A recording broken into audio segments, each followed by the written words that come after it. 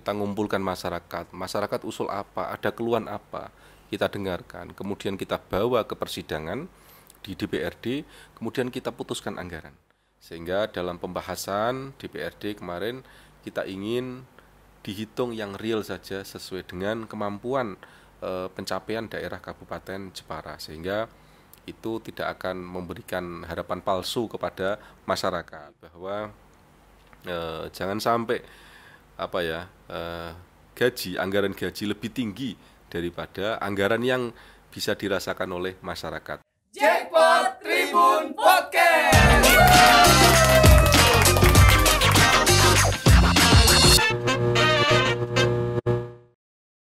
Halo Tribuners, kembali lagi di program Jackpot Tribun Podcast. Kali ini bersama saya Linda. Pada kesempatan ini saya sedang berada di kantor DPRD Kabupaten Jepara. Telah bersama kita nih ada Bapak Ketua DPRD. Langsung saja kita akan kenalan Tribuners. Ada Bapak Haizul Ma'arif SH atau yang biasa disapa Gus Haiz. Halo Gus. Halo. Assalamualaikum. Waalaikumsalam warahmatullahi wabarakatuh. Kabarnya bagaimana Gus? Selalu baik, selalu bersyukur, mudah-mudahan sehat. Amin, semoga sehat selalu, Amin. semangat selalu ya Gus ya. Amin. Sibuk apa nih Gus Haiz? Biasa jelang pemilu ya, banyak kampanye. Waduh. Tapi tetap tugas kedewanan tetap berjalan. Tetap berjalan. Ya, karena tidak ada cuti kan bagi petahana yang maju pemilu, sehingga kita harus bisa membagi waktu antara tugas kedewanan dan juga masa kampanye ini gitu. Luar biasa, semoga sebuah agenda berjalan dengan lancar ya Amin, Gus ya. amin, terima kasih. Ngomong-ngomong ini kan mau masuk pemilu Gus. Apa kabar Kabupaten Jepara hari ini Gus? Apakah cenderung relatif masih damai-damai, aman-aman saja kah? Atau sudah mulai ada gesek-gesekan nih? Ya, alhamdulillah sejauh ini pantauan kami bersama Forkopimda relatif berjalan dengan baik dan lancar. Tidak ada ekses apapun, hanya mungkin ya biasa mungkin di tingkat bawah di grassroots ada mungkin sedikit, tapi tidak menjadi persoalan dan insya Allah bisa diatasi oleh Kamtibmas setempat gitu. Oke, Ya, masih. biasanya kan antar pendukung ini yang agak mungkin ya karena mereka punya militansi. Kalau sesama peserta pemilu mereka damai-damai saja, tapi antar pendukung kadang ini yang harus diantisipasi. Sehingga ini saya kira juga sudah ditangkap oleh para Kamtibmas untuk tetap menjaga kondusivitas daerah. Oke, berarti masih dibilang Kabupaten Jepara masih kondusif ya sampai hari ini dan semoga tetap berjalan dengan kondusif dan pemilu berjalan dengan damai, tentunya itu yang kita harapkan bersama Tribuners. Pak, 2023 baru saja selesai ini masih awalan 2024 nih ya. Kemarin untuk realisasi tupoksi Dewan sendiri nih Pak, capaiannya apa saja sih dari DPRD Kabupaten Jepara? Ya, baik, terima kasih Mbak Elin dan Tribuners. Jadi DPRD ini kan punya tugas yang berbeda dengan eksekutif. Makanya kenapa DPRD dinamakan legislatif. Kita diberikan 3 pokok fungsi. 1 fungsi legislasi, 2 fungsi budgeting, dan 3 adalah fungsi pengawasan. Tiga fungsi inilah yang kemudian kita optimalkan. Salah satunya kalau ditanya pencapaian selama ini 23 dan tahun sebelumnya yaitu tentang legislasi, di mana tahun 2023 kita dalam legislasi telah menyelesaikan beberapa peraturan daerah, yaitu 1 perda pondok pesantren. Ini yang tidak banyak dimiliki oleh kabupaten-kabupaten lain. Perda pesantren ini sangat bisa mendorong pondok pesantren ke depan semakin maju, karena mengingat bahwa di Kabupaten Jepara ini terdapat 370-an pondok pesantren yang terdaftar di Kementerian Agama. Belum lagi yang belum terdaftar, artinya masih banyak yang belum terdaftar.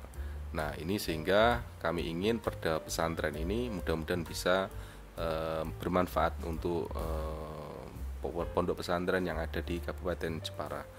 Terus yang kedua, kita juga baru menyelesaikan perda RT/RW, di mana perda RT/RW ini jangkanya panjang Mbak, 20 tahunan ya, 20 tahunan, sehingga revisi perda RT/RW pada tahun ini yang kita selesaikan tahun 2023, kita ingin Jepara kita bisa tertata lingkungannya, kemudian kawasan-kawasannya, industri mana, yang lahan sawah yang dilindungi mana, kemudian semuanya termasuk kemarin soal di Karimun Jawa ya, ada tambak udang dan lain sebagainya, semuanya kita atur di Perda RT RW itu. Jadi menurut saya dua perda ini yang sangat besar pengaruhnya yang kita sepakati di tahun 2023. Oke, itu untuk legislasinya. Iya. Kalau di sektor budgeting nih Gus, apa saja nih capaiannya di tahun kemarin? Iya, baik, terima kasih. Kalau budgeting tentu tugas Dewan ini yang penting adalah memperjuangkan aspirasi masyarakat. Itu yang terpenting. Beda dengan eksekutif. Eksekutif mereka yang menjalankan APBD, kita yang memperjuangkan. Jadi proses memperjuangkan aspirasi masyarakat kita dimulai dari reses, Pak. Setahun kita 3 kali reses, kita ngumpulkan masyarakat usul apa, ada keluhan apa, kita dengarkan, kemudian kita bawa ke persidangan di DPRD, kemudian kita putuskan anggaran.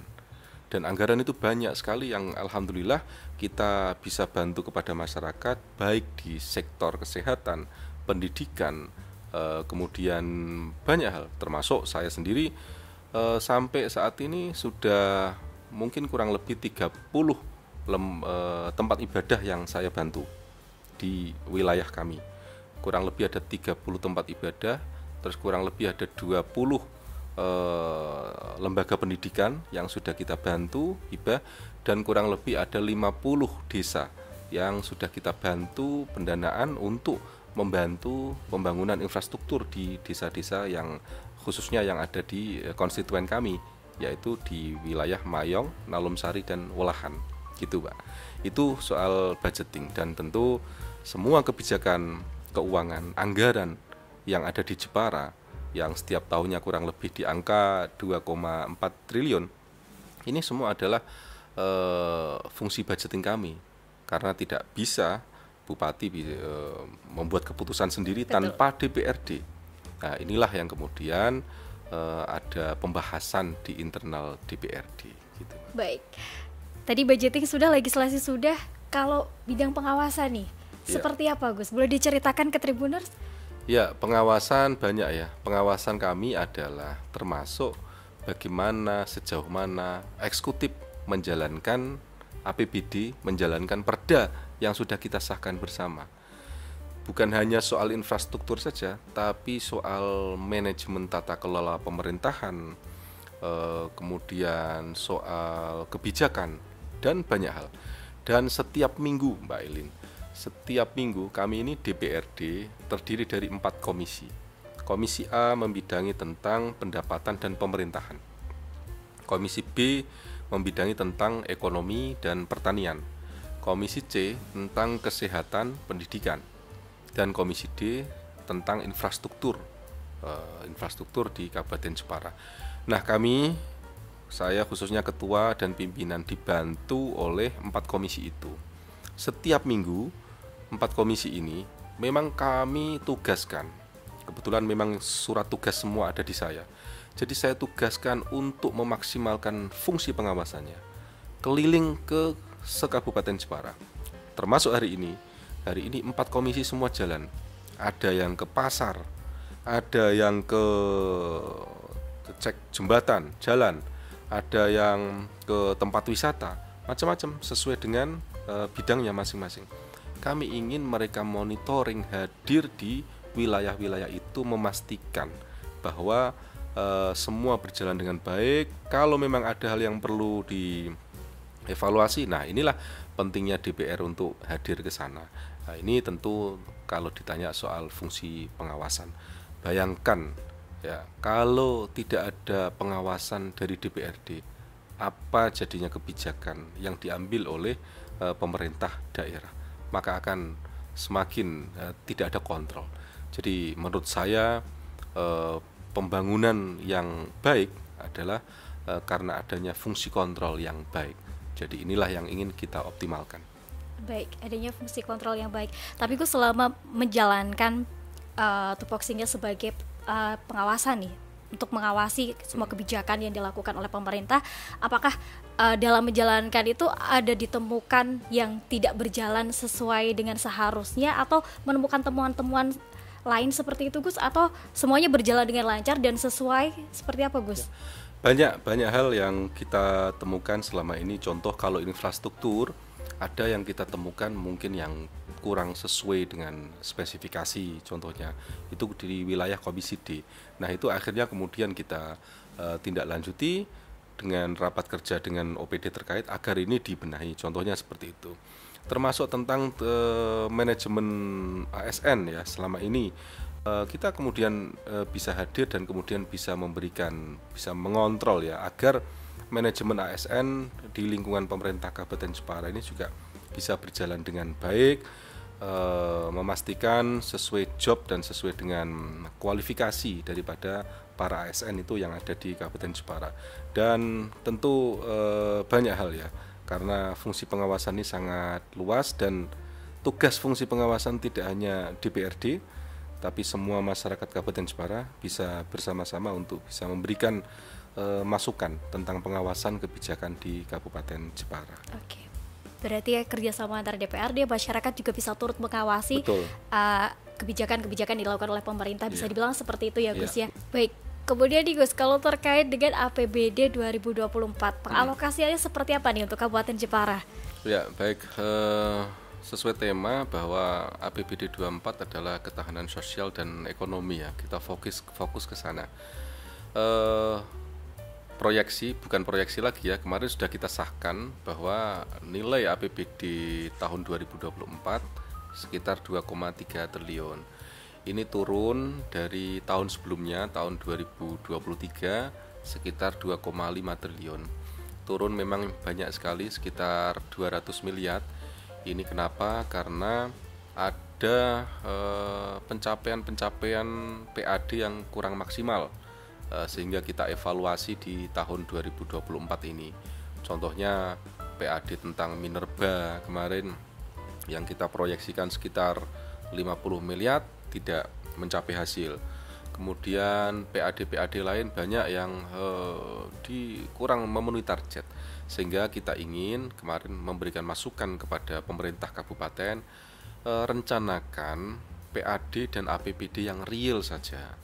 Dan alhamdulillah ketemulah nilai, yaitu di angka 2,3 triliun. Ini sesuai dengan proyeksi real yang akan diperoleh selama tahun 2024.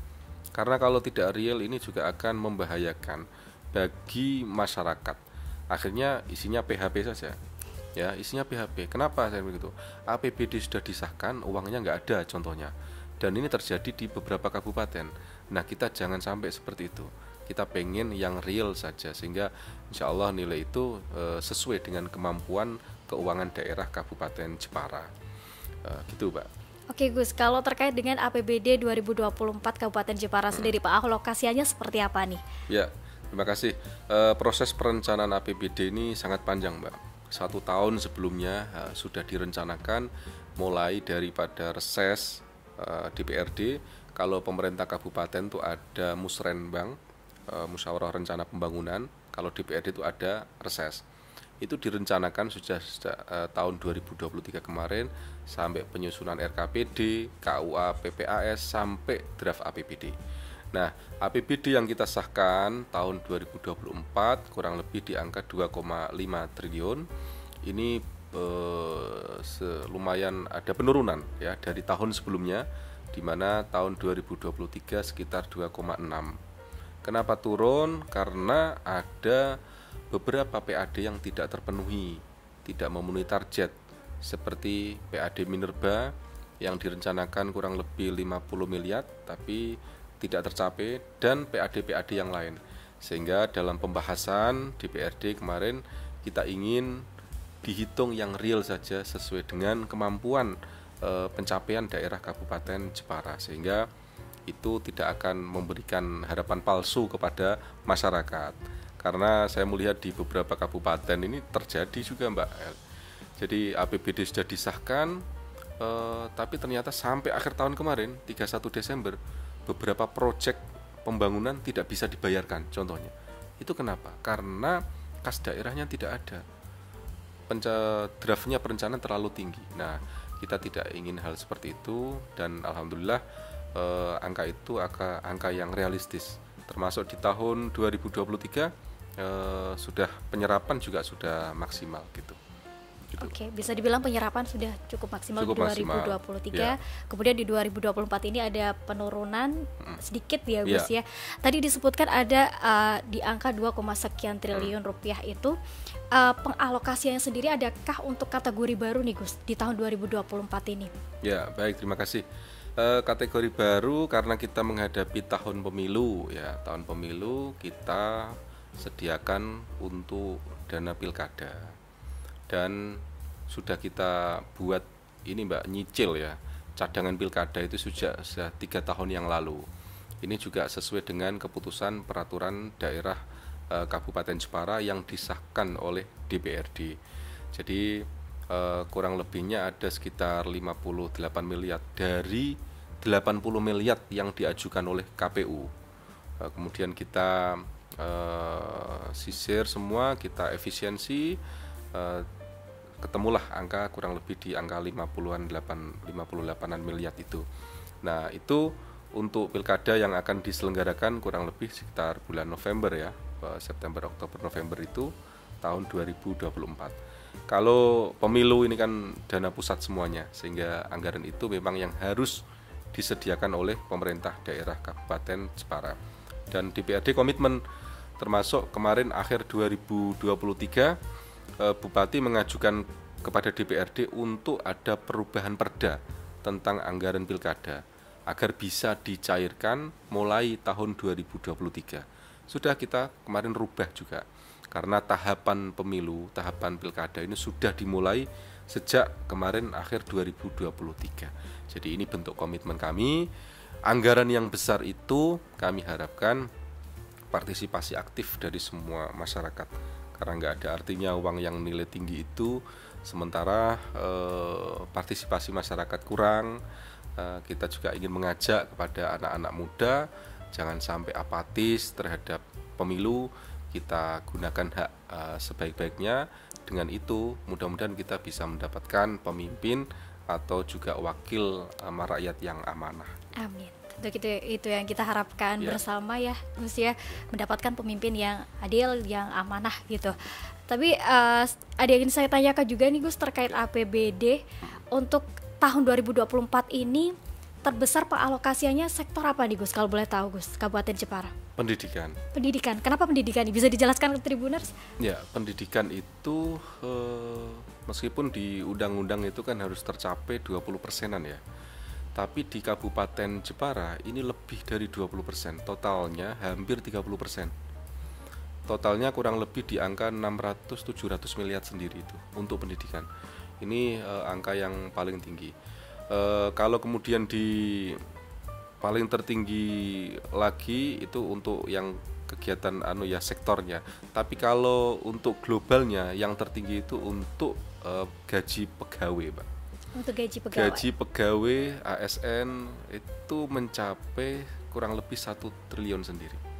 Itu termasuk gaji tenaga pendidikan, termasuk kesehatan dan semuanya. Itu sendiri. Nah, inilah yang diwanti-wanti oleh Menpan RB bahwa jangan sampai anggaran gaji lebih tinggi daripada anggaran yang bisa dirasakan oleh masyarakat. Tapi saat ini kita masih sulit itu karena memang jumlah SDM yang diperlukan memang banyak di Kabupaten Jepara. Bayangkan kalau dipangkas-pangkas efisiensi lagi, jumlah pendidik saja kita sudah sangat banyak, kesehatan saja juga sudah sangat banyak, itu pun masih saja kurang. Sehingga angka untuk gaji pegawai segitu termasuk ya sangat realistis lah untuk saat ini. Ditambah lagi saat ini kita ada tambahan P3K kurang lebih 1000-an di Kabupaten Jepara itu. Ini juga akhirnya sangat membebani APBD kita. Tapi mau tidak mau gimana kita memang harus bisa memenuhi semua itu gitu. Oke, baik. Gus, boleh geser sedikit topiknya nih Gus. Ini 2024 kan tahun pemilu nih Gus. Kalau melihat masyarakat Jepara sendiri, apakah bisa dilihat masyarakat ini sudah melek sama pemilu, sudah menggunakan hak suaranya dengan aktif, atau seperti apa masyarakat Jepara, Gus? Ya, baik, kalau melihat 2019 kita masih melihat angka partisipasi dari masyarakat sudah relatif tinggi, tapi masih banyak juga yang tidak menggunakan hak pilihnya. Kita harapkan tahun 2024 bisa meningkat partisipasinya. Dengan cara apa? Ya, memang dengan cara kerjasama semua pihak, termasuk para partai peserta pemilu. Ini juga harus gencar juga untuk membantu sosialisasi masuk pada pemerintah, dan tak kalah penting adalah kesadaran daripada masyarakat. Itu tadi yang kami sampaikan, masyarakat jangan sampai apatis. Kita mohon maaf, ada masyarakat oknum ya yang kemudian mengkritisi kebijakan pemerintah saja saat ini, tapi dia sendiri pada pemilu tidak menggunakan hak pilihnya memilih. Nah, ini kan jangan sampai. Jadi kita ingin mendapatkan pemimpin dan wakil rakyat yang amanah dari mana? Dari yang kita pilih itu sendiri. Tentu di antara yang baik itu ada yang terbaik, kan begitu. Sehingga inilah yang kita inginkan, masyarakat harus aktif untuk mensukseskan pemilu ini dengan baik, karena ini hanya 5 tahun sekali gitu. Kalau kita sudah merasa menggunakan hak pilih kita, ya kita sudah memilih. Kalau ada tidak pasnya dalam perjalanan dalam menjabat tugas itu, kan wajar kemudian kita bisa memberikan koreksi, evaluasi maupun mengkritisi untuk yang positif agar selalu ada perbaikan ke depan. Nah, inilah proses demokrasi yang dimiliki oleh pemerintah Indonesia gitu. Oke, kalau untuk anak mudanya sendiri Kabupaten Jepara, apakah sudah mulai melek sama demokrasi, kemudian hak suaranya juga sudah digunakan sebagaimana mestinya, atau malah rendah nih, Gus? Ya, saya melihat euforia saat ini, kalau data saya belum ada ya, tapi saya melihat euforia saat ini, anak-anak muda juga saat ini, saya optimis akan bisa meningkat partisipasi anak-anak muda dalam rangka untuk mensukseskan pemilu. Bukan di pemilihnya saja, bahkan peserta pemilunya saja. Saya melihat dari 560-an calon legislatif saat ini banyak anak-anak muda itu yang hadir ikut menjadi peserta pemilu. Ini membuktikan bahwa anak-anak muda saat ini sudah mulai berpikir kritis, ingin bukan hanya sebagai pengawal kebijakan, tapi ingin menjadi bagian pengawal kebijakan itu sendiri. Dan pesertanya ini juga meningkat daripada tahun 2019. Tahun 2019 tidak sampai ini, kita sudah meningkat kurang lebih 60-an orang dari tahun yang lalu. Nah, dan itu banyak juga didominasi oleh anak-anak muda gitu.